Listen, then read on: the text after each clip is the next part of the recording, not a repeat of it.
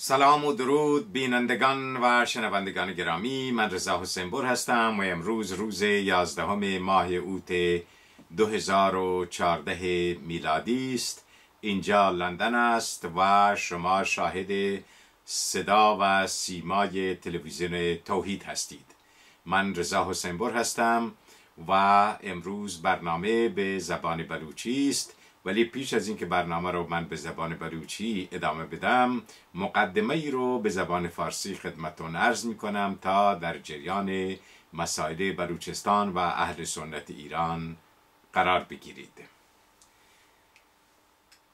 در هفته ای که گذشت بیش از 10 نفر در بلوچستان و یا بلوچ ها در جاهای مختلف ایران اعدام شدند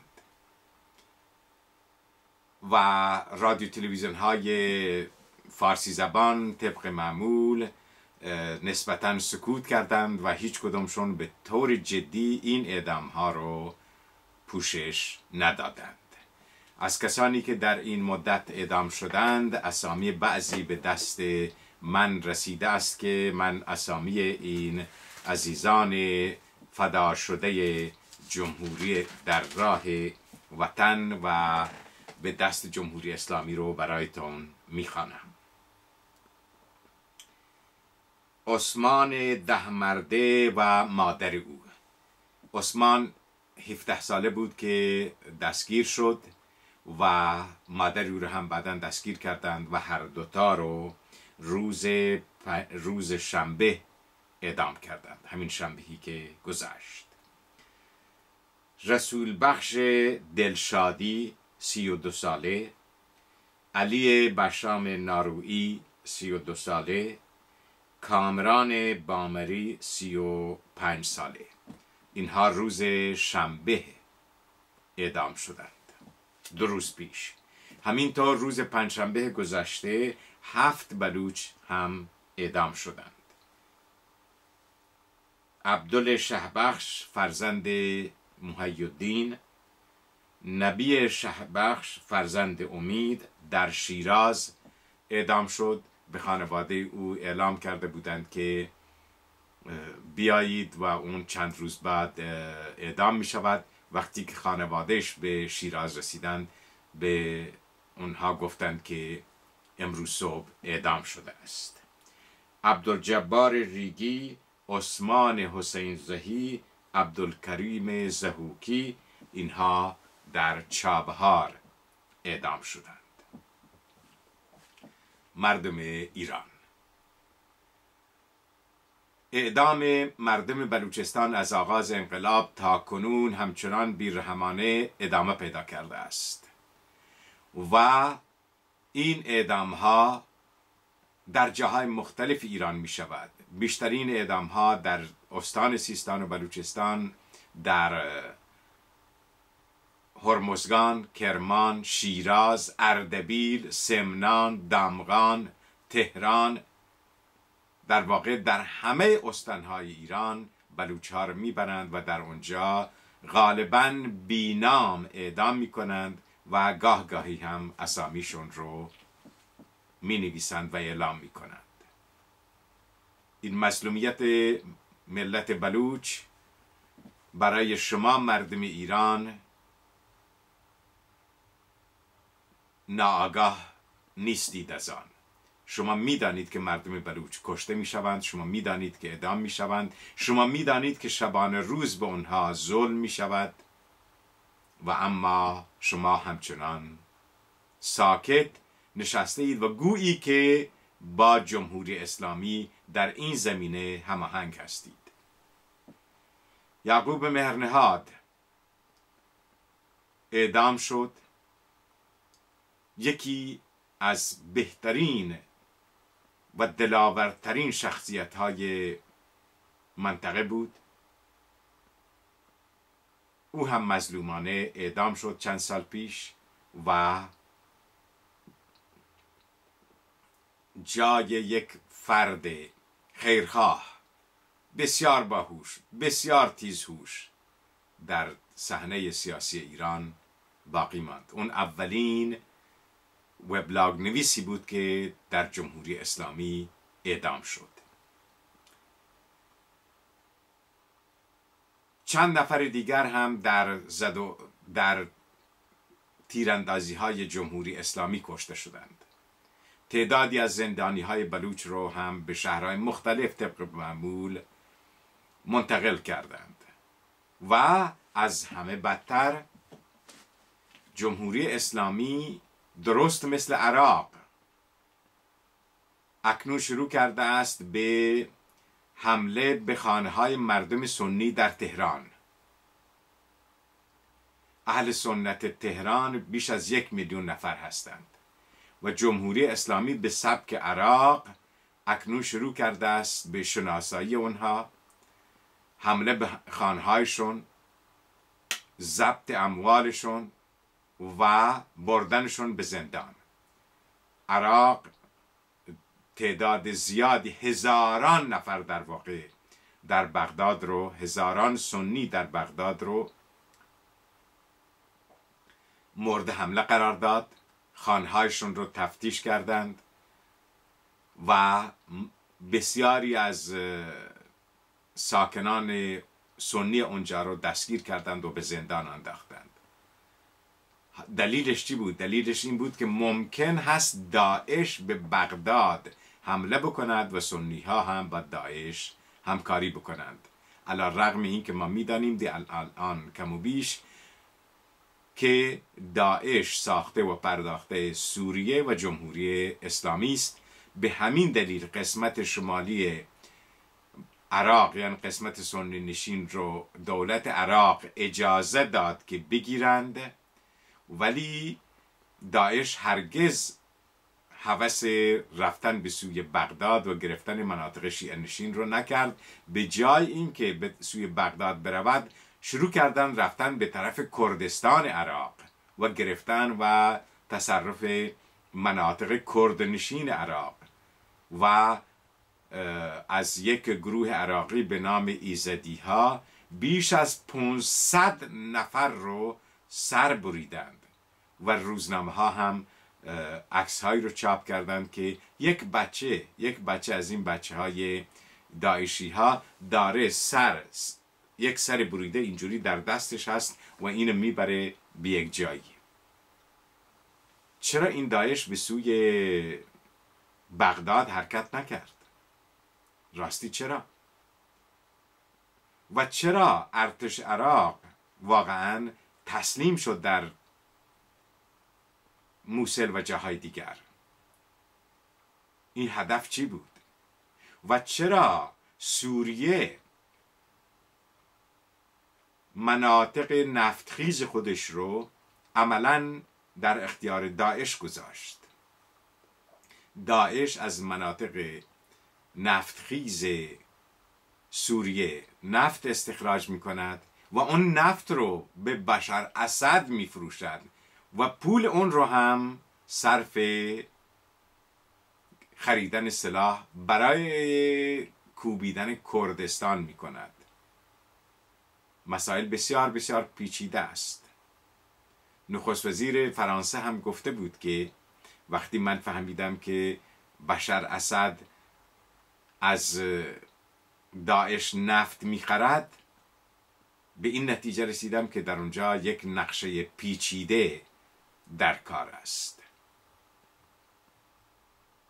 و عراق، ببینید، عراق با حمله به موصل توسط داعش هواپیماهایی رو که صدام حسین به ایران داده بود، اون هواپیماها رو پس گرفت. تعدادی هواپیما از روسیه خرید، ولی جالب است از هیچ کدام از این هواپیماها استفاده نمی کنند برای کوبیدن داعش و داعش همچنان آزاد است که برود کردها را 500 بکشد. مردم ایران، یک نقشه عجیب در راه است. هنوز دقیقاً معلوم نیست که این قضیه به کجا می کشد، اما یک چیز روشن است که جمهوری اسلامی برای بقای خود و برای تخریب تمام منطقه هر کاری را که بتواند انجام می دهد. بنابراین کشتن این همه بلوچ ظرف یک هفته برای شما آیا تعجب آور نیست؟ چرا؟ بلوچ ها چی کار کردند؟ این جوانانی که الان گرفتن اینا واقعا چه گناهی کردند؟ یک بچه 17 ساله چه گناهی کرده؟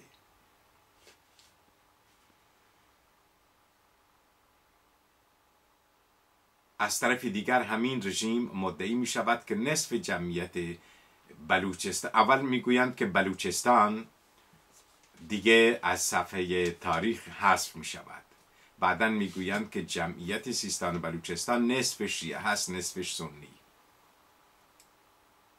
در حدود در بلوچستان حدود 2% تا 3% جمعیت بلوچستان شیعه های بومی بلوچ هستند، 2% تا 3%. و در زابل بیش از 50% ساکنان زابل بلوچ هستند. جمعیت بومی شیعه در سیستان و بلوچستان به حدود 15% تا 10 تا 15% بیشتر نمی رسد. آن هم همه اینها با هم قوم و خویش هستند، بنابراین هیچ مشکلی با هم ندارند اگر جمهوری اسلامی بین آنها مشکل ایجاد نکند. از سوی دیگر یه خبری دیگری رو هم خدمتتون میدم که من در پنجشنبه، جمعه، شنبه و یک شنبه در آلمان بودم در یک کنفرانسی که در اونجا تشکیل شده بود. این کنفرانس توسط مجمع سازمان‌های دموکرات و سکولار تشکیل شده بود و من هم در اونجا حضور پیدا کردم، یک سخنرانی کردم و یکی از جلسات رو هم من اداره کردم. اون جلسه ای رو که من اداره کردم 12 نفر سخنران داشت که در این سخنرانی ها نمایندگان کردها، لرها و بختیاری ها، اشایر فارس و بلوچ و مناطق مختلف ایران حضور داشتند. از حزب دموکرات کردستان ایران، از حزب کمله کردستان ایران در اونجا نمایندگانی وجود داشتند و سخنرانی کردند. کلیه سخنرانان، چه اونهایی که سلطنت طلب بودند، چه اونهایی که از مناطق مختلف بودند، چه اونهایی که از گروه های مختلف بودند، بیش از 20 سازمان در اونجا حضور پیدا کردند و به همه اونها هم اجازه سخنرانی داده شد. همگیشون سخن گفتند و همگی هم معتقد بودند که جمهوری اسلامی باید برود. با حضور جمهوری اسلامی مردم ایران به 2 آرزو و آرمان عمده نخواهند رسید و اون هم آبادی و آزادی ایران و ایرانیان است و همگی توافق کردند که جمهوری اسلامی باید برود و قرار هم شد که تلاش‌های دست جمعی توسط سازمان‌ها و گروه‌های مختلف برای سرنگونی جمهوری اسلامی انجام بشود. یک مسئله دیگری هم که در اونجا پیش آمد و بسیار مهم بود، برای اولین بار تمام این سازمان‌ها بدون استثناء توافق کردند که در ایران یک نظام غیر متمرکز و فدرال برقرار بشود که قدرت در سرتاسر ایران پخش بشود، برای اینکه این تمرکز قدرت در تهران است که باعث ایجاد دیکتاتوری و استبداد بیرحمی می شود که ایران و ایرانیان رو قربانی خود کرده است. در هر کجا که صلح و صفا و پیشرفت هست، در هر جا که آزادی و آبادی هست، در اونجا مردم از نیروی خودشون، از قدرت شخصی، گروهی و منطقی خودشون برخوردارند و بنابراین می توانند کار انجام بدهند.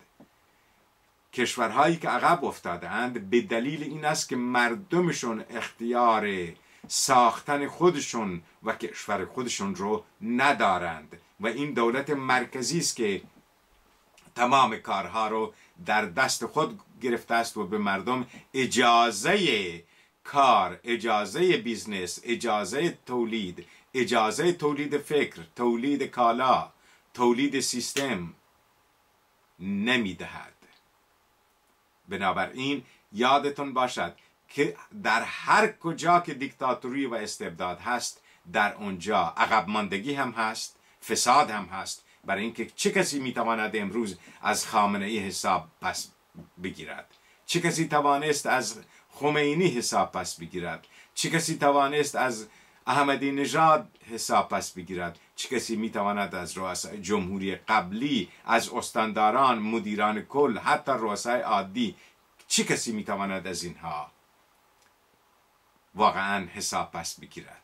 برای اینکه اینها در یک نظامی کار میکنند که قدرت مطلقه دارند و قدرت مطلقه یعنی استبداد و دیکتاتوری مطلق. برای اولین بار نمایندگان تمام اقوام و ملیت‌های ایرانی، بسیاری از احزاب و سازمان‌ها توافق کردند که در ایران باید قدرت بخش بشود، در آنجا نظام فدرال برقرار بشود و در این نظام فدرال در ایران هدفش هم صرفاً هدف نظام فدرال در ایران جلوگیری از دیکتاتوری و استبداد در تهران توسط یک نفر یا دو نفر است. ما می‌دانیم که قبلا قدرت در دست شاه بود، الان هم در دست خامنه ای است. هیچ کسی دیگری هیچ قدرتی ندارد. همه اینها ناشی از تمرکز قدرت است و برای اینکه استبداد پدید نیاید باید قدرت رو پخش کرد. چگونه قدرت رو باید پخش کرد؟ در یک نظام فدرال که نمایندگان روستایان، شهرها و استانها آزادی کامل داشته باشند که امور خود رو در منطقه خودشون اداره بکنند و کسی نتواند در امور اونها دخالت بکند. بنابراین این خبر خوشی است برای مردم ایران که بدانند در آینده ایران سهم خواهند داشت. مردم ایران بدانند که در ایران آینده هر یکی از اونها به اندازه هر نفر دیگر در مملکت ایران سهم خواهد داشت. یادتون باشد هر کشور یک شرکت سهامی است و هر نفر در اون کشور سهم مساوی با نفر دیگر دارد. الان جمهوری اسلامی سهم خواهی رو یک نوع توهین تعبیر می کند. چرا؟ برای اینکه قدرت همه دست آقای خامنه ای است و قبلا هم دست آقای خمینی بود. اونها می گفتن مگر شما چرا سهم خواهی می کنید؟ و مردم هم یک کمی می ترسیدن چرا سهم خواهی نکنیم؟ قدرت در مال نه خمینی بود نه مال خامنه ای. قدرت از آن مردم ایران است. هر ایرانی بخشی از قدرت خودش رو به دست دولت مرکزی سپرده است و دولت مرکزی تمام قدرت ها رو هم در اختیار دارد و مردم نمیتوانند هیچ چیزی بگویند. مردم ایران، اگر کسی شما را از یک نظام فدرال ترساند، شما بدانید که او مأمور جمهوری اسلامی است و هدفش این هست که آقای خامنه ای قدرت مطلق رو در اختیار داشته باشد. چرا در امریکا نظام فدرال است؟ چرا در انگلستان نظام فدرال است؟ چرا در سوئد؟ چرا در آلمان؟ چرا در هند؟ چرا در چین؟ چرا در روسیه؟ برای اینکه یک نفر در هر شهری که زندگی می کند قدرت کار او بستگی به میزان اختیاراتی دارد که اون شهر دارد. شما تصور بکنید ایالت کالیفرنیا که بزرگترین اقتصاد امریکا رو در سطح ایالات دارد و از صدها کشور هم تولیدش بالاتر هست به دلیل این هست که هر نفری که در آنجا زندگی می کند اونقدر اختیار دارد که می تواند هر کاری را انجام بدهد. اگر کار غیر قانونی کرد خود به خود دولت و قوه قضاییه جلوی او را می گیرد. هر کجا که پیشرفت هست در نظام فدرال است، هر کجا که دموکراسی هست در نظام فدرال است، هر کجا که آزادی هست در نظام فدرال است. خب مردم در جایی پیشرفت میکنند که اختیار داشته باشند از خودشون، برای خانوادهشون، برای بچهشون. اگر ما اختیارات رو همه رو بدیم به دست خامنه ای، خب مملکت همین میشود. شما مردم اگر کسی شما را از فدرالیسم و یا دموکراسی ترساند، اونها ماموران بلاشک جمهوری اسلامی هستند که میخواهند این نظام قصاب و بیرحم باقی بماند و شما زیر دست اونها قصابی بشوید.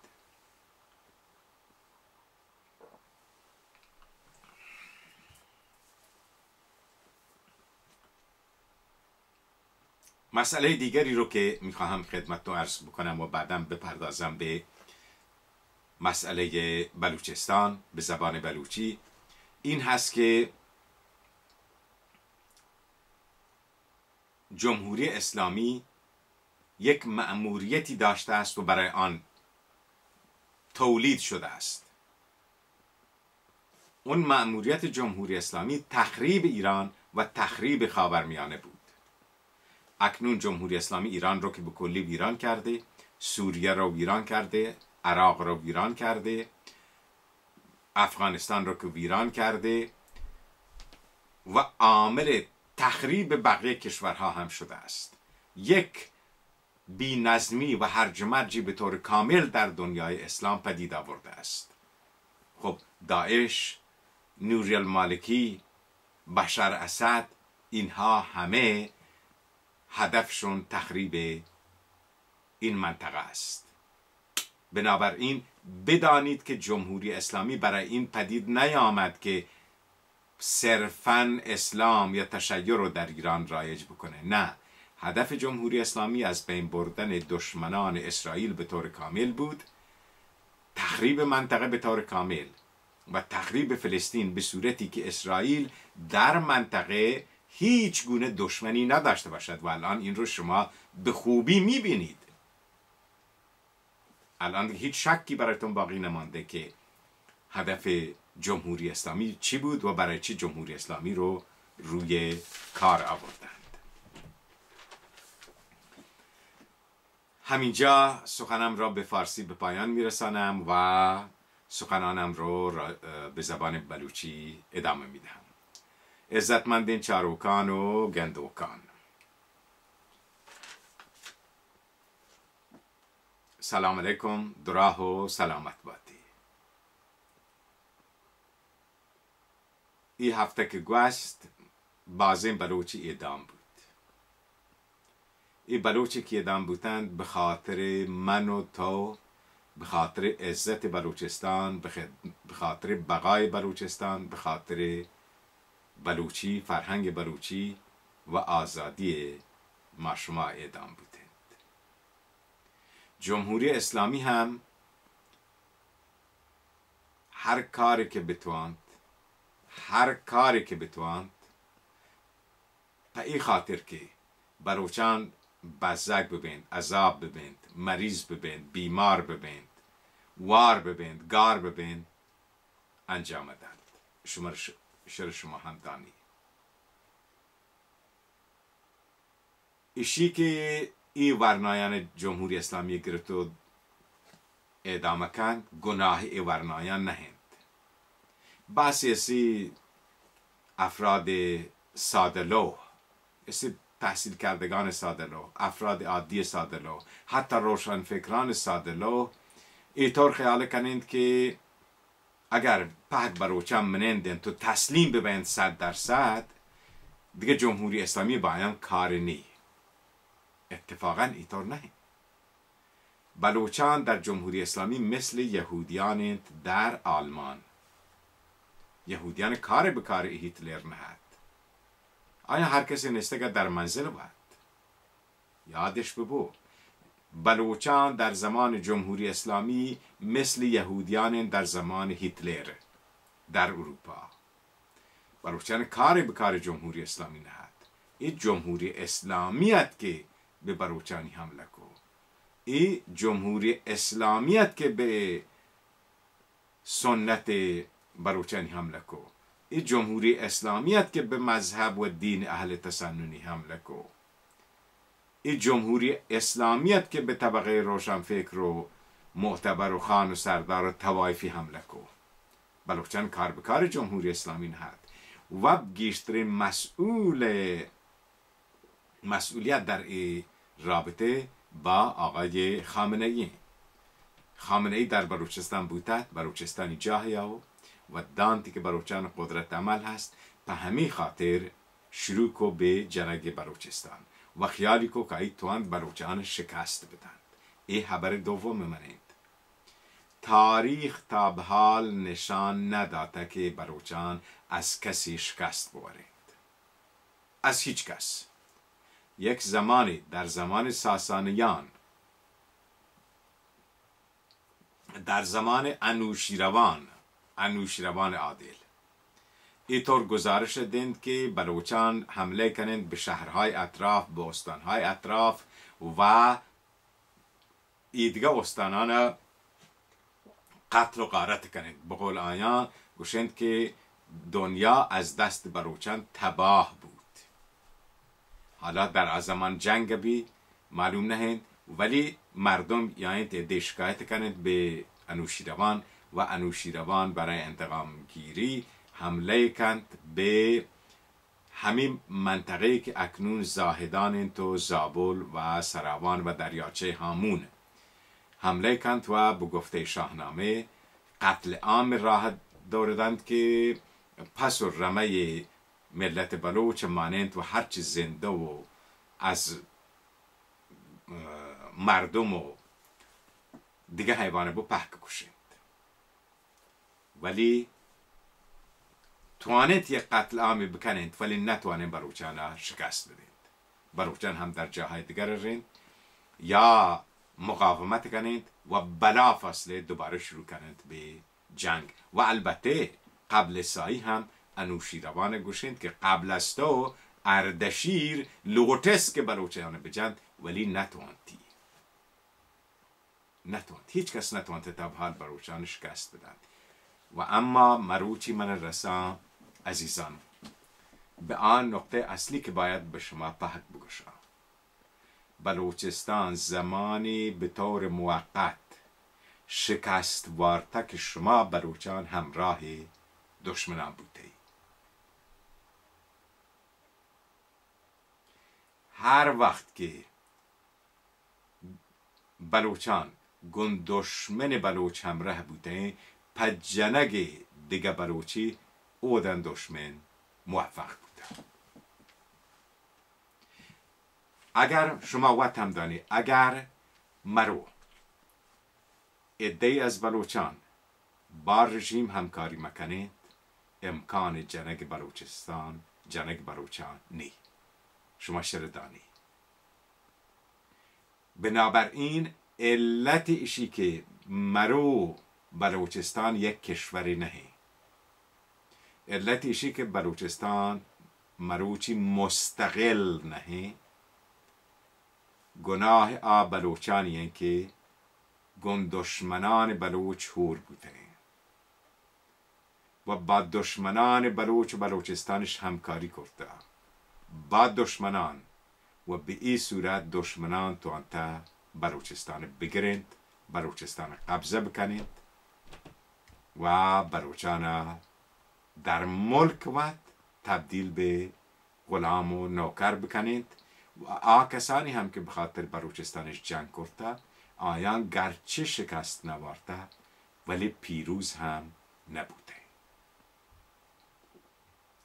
از آغاز تاریخ تا الان هر وقت که شما تاریخ بلوچستان بچاری فقط و فقط به یک نتیجه رسی که هر وقت بلوچ گون دشمن هور بوده دشمن توانتا بلوچانا به جند ببندید بکشید. در زمان شاه هم همینطور است. تمام بلوچانی که در زمان شاه جنگ بودند، زمان جنگ بودند که بلوچان هور ژاندارمان و ماموران بودند. در غیر صورت هیچ بلوچی مگر به طور تصادفی توسط شاه کشک نبود. در زمان جمهوری اسلامی هر بلوچی که کشک بوده توسط بلوچ دیگری بوده که هور بوده بر رژیم، خیانت کرده به مردم بلوچ، خیانت کرده به تاریخ و فرهنگ مردم بلوچ و گون رژیم هور بوده پا جنگ بلوچان و براتان و عزیزان بود. آره ممکنه که یک دلخوری بوده از تروزه دوات، از ناکوزه دوات، از قوم خیش دوات، ولی شما تصور بکنید مرو شما تصور بکنید مردم که سردار خلیل خان بزرگ،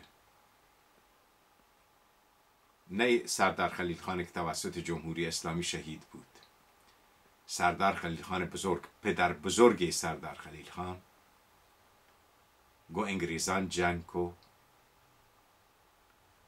طایفه یار محمد زی گو انگریزان جنگ کو، طایفه اسماعیل زی جنگ کو، طوایف دیگر هور بودند. وقتی که هور بودند توانتش انگریزان بجنید، انگریزان از ملک و در بکنید. قدرت انگلستان هم وقتان به اندازه که از قدرت امریکا در دوران مرو هنگا گشت رد. مردم که هور بودند توانتش انگریزان بجنید. گرچه سردار خلیل خان در نزدیک کوه شهیدان در گشت در منطقه سراوان او کشک بود و کوهش به نام سردار خلیل خان بزرگ کوه شهیدان نام داد. طایفه گمشاد زی، طایفه یار محمد زی، طایفه نوشیروانی، توجه بکنید به آنچه که من گوشم.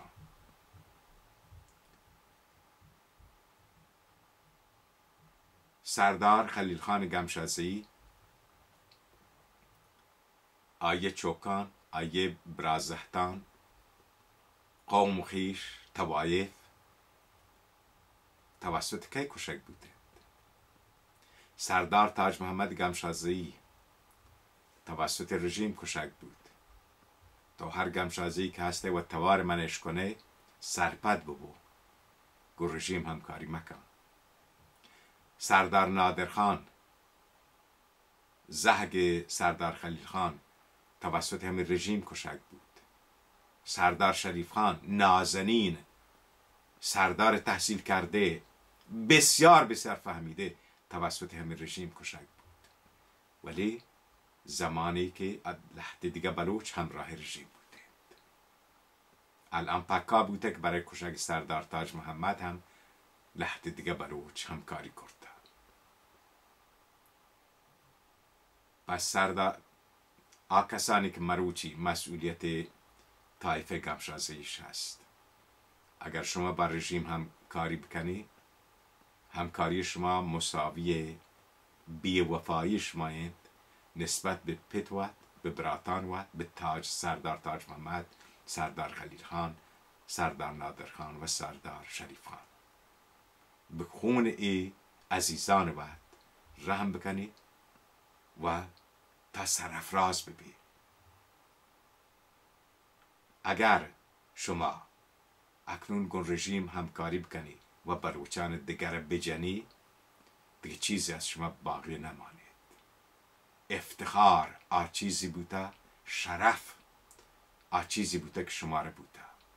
به خاطر ای افتخار، به خاطر ای شرف بوده که سردار خلیل خان بزرگ، سردار خلیل خان لشکرخان، سردار نادر خان، سردار شریف خان، سردار تاج محمد کشک بوده.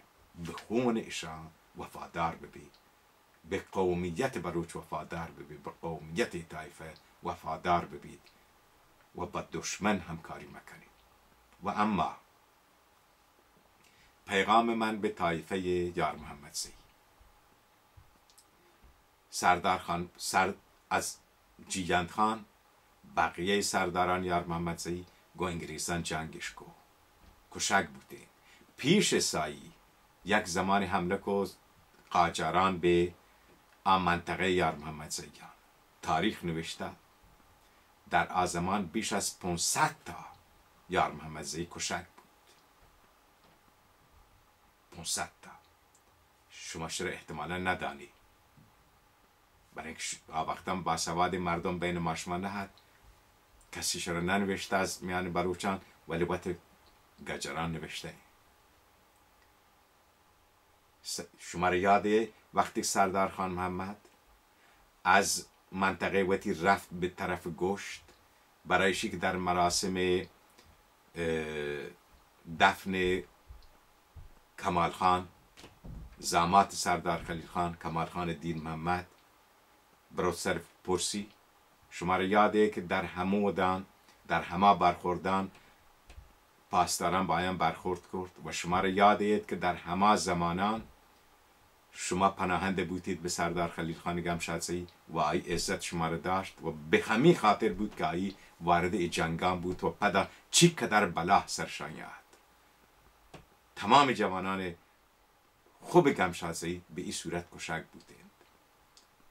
شما را یاده که سردار خان محمد وقتی که رفت به کوټه وسط راه همین جمهوری اسلامی مامور دیم ده کاره بکشند و یک و دو نفری هم کشک بوده.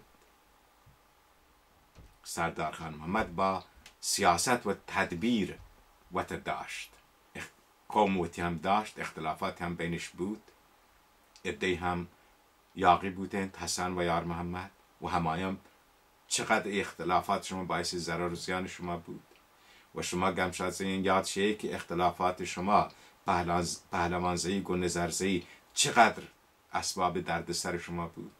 همینطور شما مردمان سرباز دو تا طایفه که این قدر با هم اختلافش پیدا کد، دیستش که با شما چقدر مشکل بود، چقدر از شما دو نفر کشک بود. شما را یاد اید که بین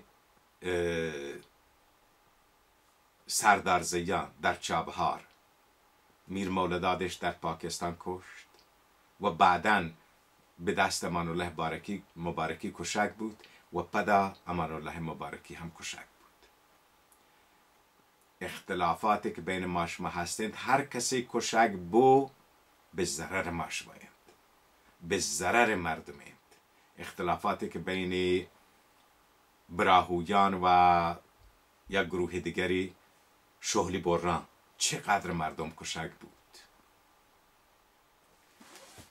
آیا شما نسل مروچی که شما به این خاطر به دنیا یخته که شما به یک و دیگر بکشی؟ یا پیشی به دنیا یخته که در این زمان، در این زمانی که تمام ملکان آزاد به، در این زمان وطا مردم وطا کشور وطا نجات بدی؟ یشی که یک و دیگر بکشی، برای با رژیم همکاری بکنی. در ایرندگان چقدر تعداد از ایرندگانیان با رژیم همکاری کو برای جنگ آدگران. در آهوران آیانی که با رژیم همکاری کنگند با جنگ براتان وقت شما ایشان پهکمندانه مرتب تمامی حالم به من رسیسته. آیا کشک یک برات آهورانی به دست یک آهورانی دیگر خلاف اسلام نهند؟ خلاف فرهنگ بلوچی نهند؟ به جایشی که نیروی وطا یک جه بکنی به کشک یک و دیگه الان مشغول ببین. نوشیروانیان که یک طایفه بزرگته در نزدیک کوبا و آنگو زندگی کنگین، الان ماموریت رژیمش به عهده گرفته با رژیم همکاری کنن با جنگ براتان و بمپشتیانی که الان گون رژیم همکاری کنگین یک پول مختصری گرند. آیا شما جواب تاریخ چیه دهید؟ این تاریخ نویسگه بود، این تاریخ من نویسان دیگران نوشته مرتب پر من بلوچان مطلب نویسند در مورد همکاری گروه های مختلف پرمنده مدند واتش هم نویسند. هر کسی که مرو جمهوری اسلامی همکاری بکند بانده به عنوان خائن در بلوچستان جهیاره بود. انگلیزان دو چیز گفته درباره کردان و بلوچان. گوشند که ما به این دلیل بلوچستان و کردستان مستقل نکو که ما در آیان اتحاد ندیست. اگر بلوچان با هم متحد بودند و استقلالش بلوتین ما استقلال دادیم. اما ما دیگه اتحادش نی. هر یک خبری کند. کردان هم کردان دانه مروچی 500 تا کرد توسط همه داعش ظرف همه چند رو کشک بوده. چرا؟ برای اینکه کردان بعد از جنگ جهانی اول و دوم که اروپا کشور سازی که در منطقه، مگه کویت چیت که باید یک کشوری بکنند؟ مگه قطر چیت که یک کشوری بکنند؟ مگه امارات متحده چیت انگشان یک کشور بکنه؟ نه جمعیتش هستند، نه خاکش هستند، نه سابقه حکومتش هستند. چرا هر از ایشانش یک حکومت و یک دولتی و یک ملتی جور کو؟ برای اینکه او دا هم منافع وتش دیست، هم اراده مردم آن ملکش برای استقلال دیست.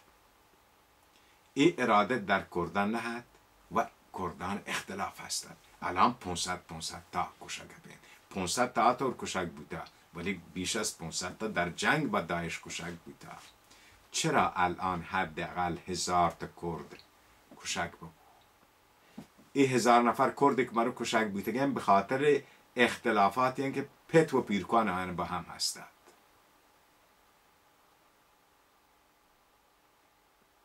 حمید گمشاد زی، هو بیار یار محمد زی و دیگران، این کاری که شما کنید بانده 5 سال دیگه، 10 سال دیگه، 20 سال دیگه منجر به کشتار تمام خانواده شما بود. اگر الان از شما چیز پش کپتا، مگه شما چند نفرتی؟ چند نفر از شما پشت کپی؟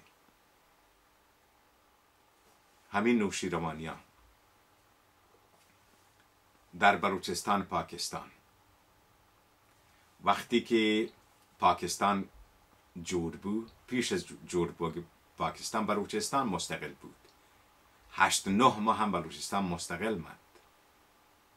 دانش چرا دولت انگلیس و دولت پاکستان توانتش بیاند بلوچستان بگیرند؟ درست به خاطر همین کارانی که مرو شمایی کندی.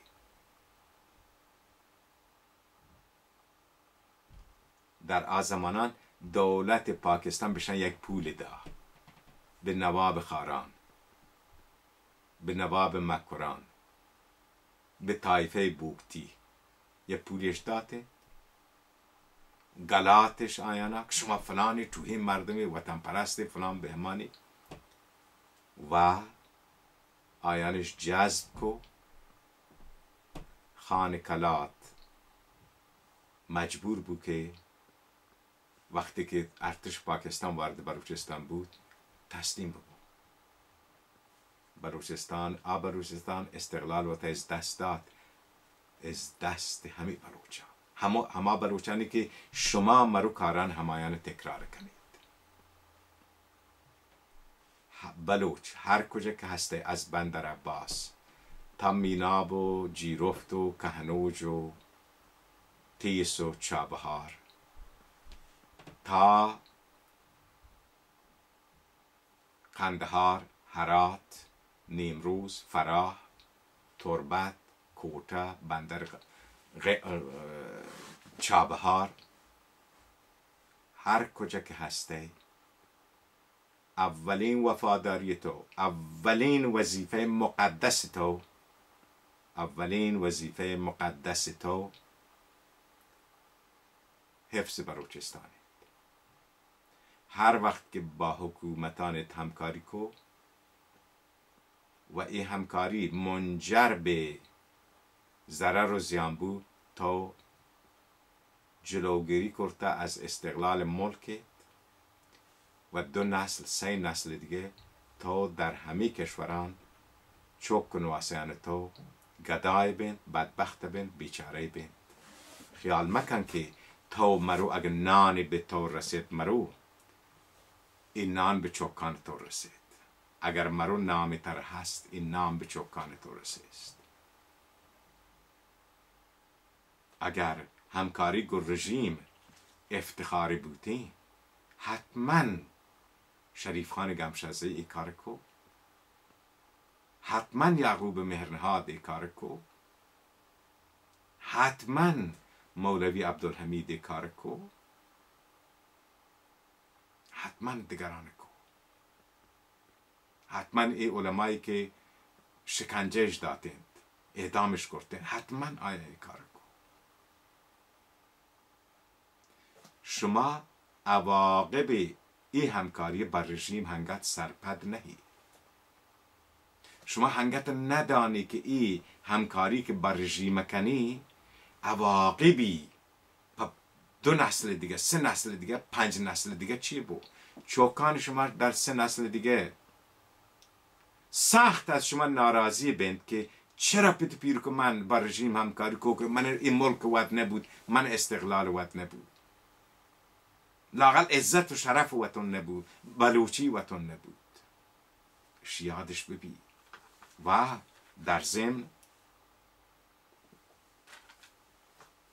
خبری من گم مبارزان بلوچ است. عزیزانی که تمام زندگی و تشناته به خاطر بلوچستان، خانوادهانش کشک بوده، برات ناکوزهد، ناکو، تروزهد، بسیاری از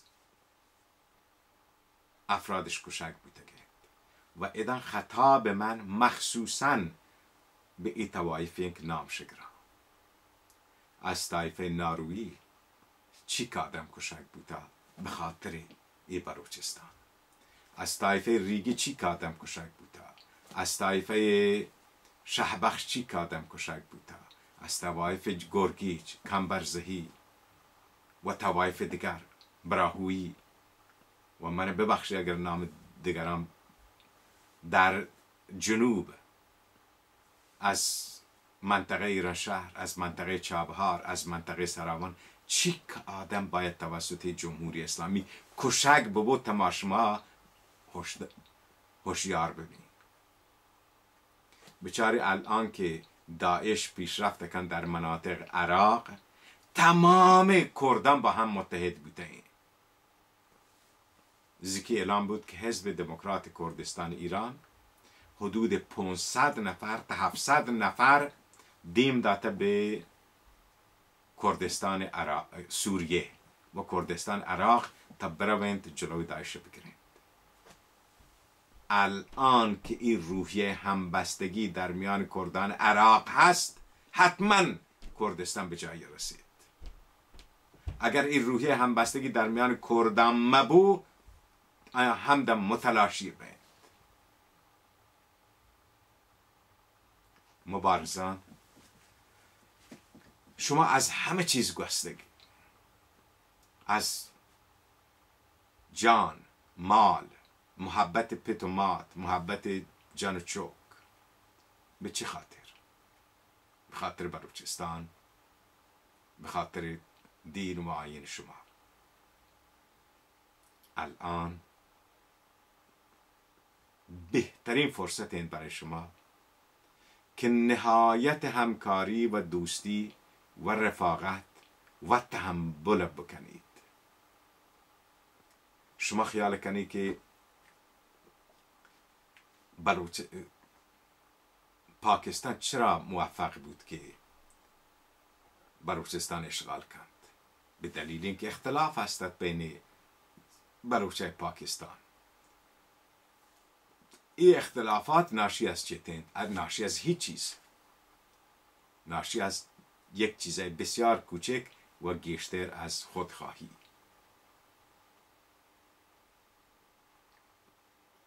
مبارزان بلوچ باید با تمام وجود همکاری بکنه. تو با تمام وجود از اشی که بین آیان اختلاف بکنید پیت جلوگیری بکنید. ولی شما از بین رید تمام کسانی که در همکاری با شما شهید بودند، زندان بودند، الان زندانند، تمام ازدهاماتان برباد رید و آخر سر هم شما شکسته مرید. من به شما قول دهم که وحدت شما پیروزی باز یارد به بلوچستان و تفرقه شما اول شما را وطن نابود کند. پدا بلوچستان، نابودی بلوچستان الان در دست شماست. اگر لوٹ بلوچستان نابود ببو، اگر لوٹ تمام زحمات نابود ببو، با هم اختلاف بکنید. همه جا اختلاف هست، مسئله هست، آینه به طور خصوصی با هم مطرح بکنید. اگر 2 گروه، 3 گروه، 4 گروه، 5 گروه، طبیعی است که شما را گرایش‌های مختلف باید بگو. اجازه بده هر کس وقت گرایش بود. اجازه بده که هر کس وقت عقیده بود. اگر راهنمایی به نظرش رسید راهنمایی بکنید. اگر راهنماییش قبول نکو تحمل بکنید. تو مگر زحک وتا تچوک جان برات مگه همیشه آنچه تو بگوی انجام دهند؟ من 4 تا زحک هست، هر یک که برای وتا کند. تنها چیزی که برای من منته